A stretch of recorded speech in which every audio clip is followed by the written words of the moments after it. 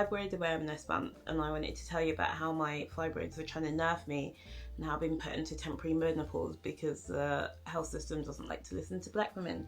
And when the doctor was trying to explain what was happening to me, I was listening like, sorry?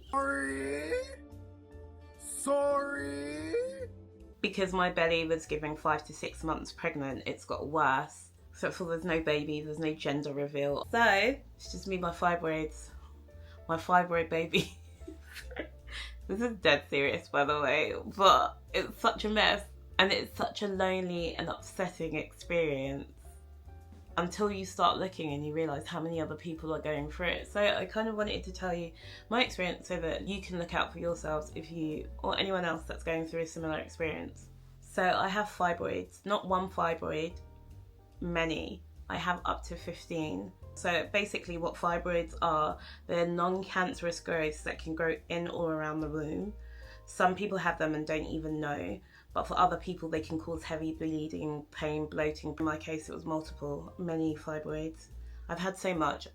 And do you know what, in a situation like this I don't think you can overshare because people don't know. So with my fibroids, my uterus is enlarged to a point where finally, when I got someone to listen to me, the doctor saw me and was like, the size of your uterus is like 5 to 6 months pregnant. How has no one ever said that? So also, don't listen to your lying friends when they say that, no, your belly doesn't look big. Because I was looking at pictures and I was like, oh my God, I look so fat. I just thought I was fat. And they were like, no, babe, you look snatched. It's what you think. No, I was literally hiding a physical and health ailment. Worst thing is this didn't happen like overnight. I had so many appointments. I want to say that this has been growing and getting worse over 5 years, just being ignored. I've had humiliating appointments. I've broken down in appointments. This all came because they lost a marina coil inside me and I was telling them that it was there. They didn't believe me. I finally had to campaign and get someone else to listen to me, and they did a scan, and when they did that they said there's so many fibroids that they can't even see anything. It just looked like there was a black mass in my stomach. I think the red flag started like 5 years ago when I was severely under eating. I was exercising so much and I couldn't lose anything on my stomach. I was barely losing weight, to the point that the doctors thought I was lying to them about what I was doing. I was logging everything in, and then I just started to feel like, oh, is it me? So then I started developing problems with eating, but still my belly was increasing. I think the worst part about my marina coil getting embedded in my womb was that I kept saying that it was there, and they said it wasn't. And one of the worst experiences was that I went to my health service and they had this man like check. He was so rough, so rude. I've never felt so demeaned like that, and I'm not gonna lie, I regret it now, but that was such an awful experience. I felt so gaslit that I didn't follow it up for like another year until my situation started getting worse. After this, it took me like 2 years for someone to take me seriously. I found a black nurse who listened to me and really broke down all of the things that she'd gone through, and said that even though she's in health, she was having the same issues, and that no matter how much people try and dismiss me, that I should still campaign and fight for myself and my health, which is kind of why I'm doing this now. Oh my God, I'm getting so sorry. I do think like it can be quite upsetting because after a while, it feels like it takes so long and you don't realise how much of your life it affects. You start to think like maybe it's normal, maybe you're just lazy, maybe you're so tired because you're like not doing this. Like it's affected relationships, it's affected work, it's affected so much, but you don't know the reason why, so you think it's just you. I remember like one of my relationships when we ended up breaking up, he used to say like, you're so lazy, all you do is sleep. You'll wake up and then you're immediately tired again. And I was severely anemic to the point that there's little things as well. My hair was coming out in clumps. Even till now, I have to get regular transfusions. But at that point, I was running on empty and didn't realise that I was running on empty. So that just sheer exhaustion. And we used to joke about that I had like stress narcolepsy, because anything that happened, I would feel like I was gonna like collapse. My periods, not only did I feel like I had PMDD, but they were so heavy that I have so many anecdotes I went to Greece by myself. I went to a restaurant. My period started coming. It was so bad that it was dripping on the floor, and I sat in the restaurant for maybe 2 hours not knowing how to leave and how to not feel embarrassed because there was blood dripping from my seat, oh my god, onto the floor. It was that heavy. I ended up having to speak to someone that worked there and tell them what was happening. They gave me something to tie around my waist, and I had to come out of there.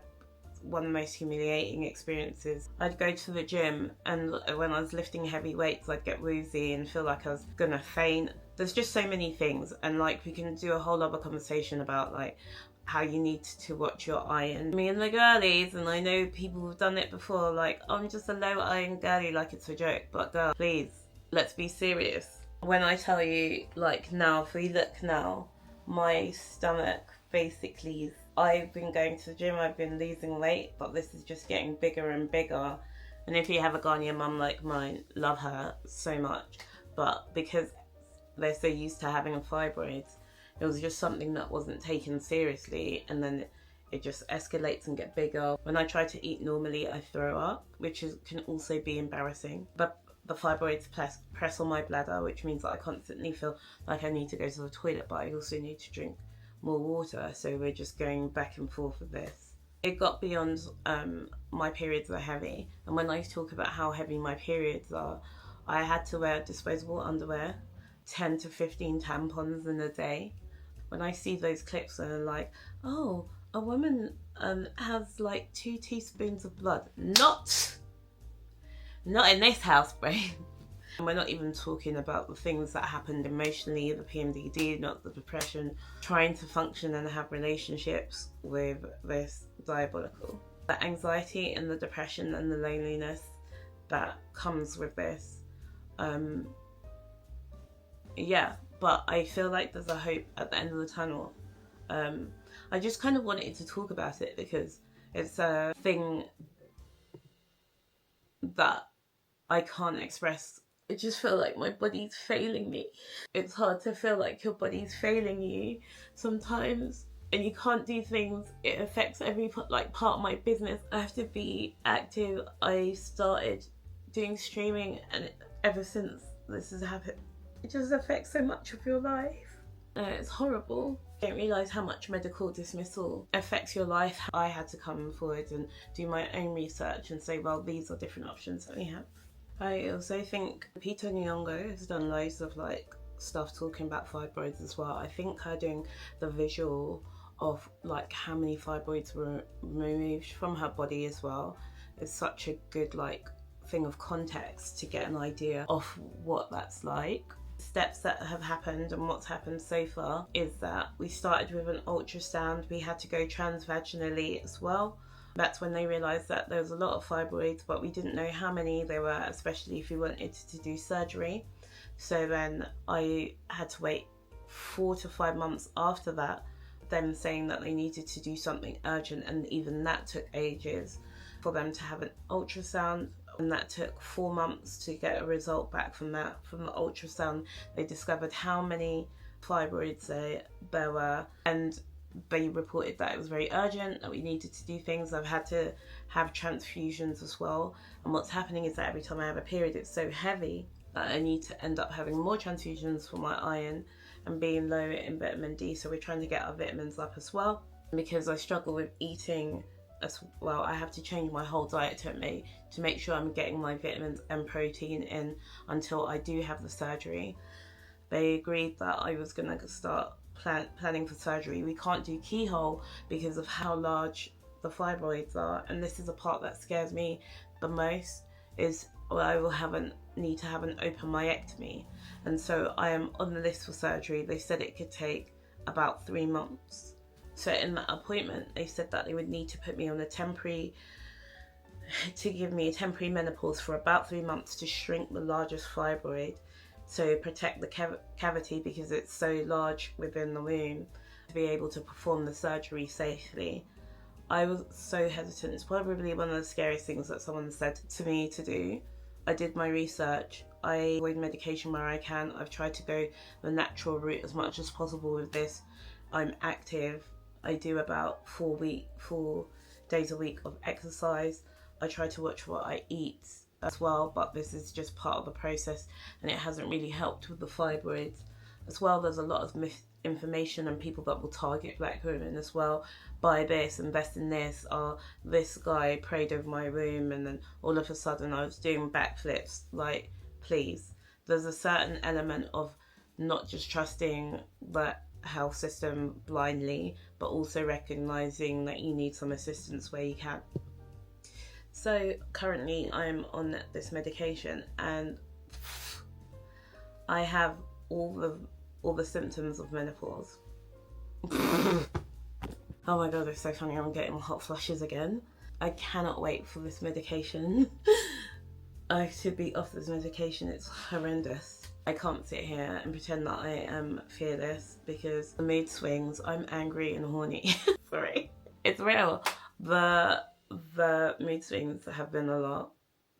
And the way that I protect myself is just deciding to stay away from people. I'm so very scared for the surgery. I don't know what to do being off for 6 to 8 weeks. Another thing that's really frustrating is the fact that I'm just on a list, so I don't know when it's going to happen.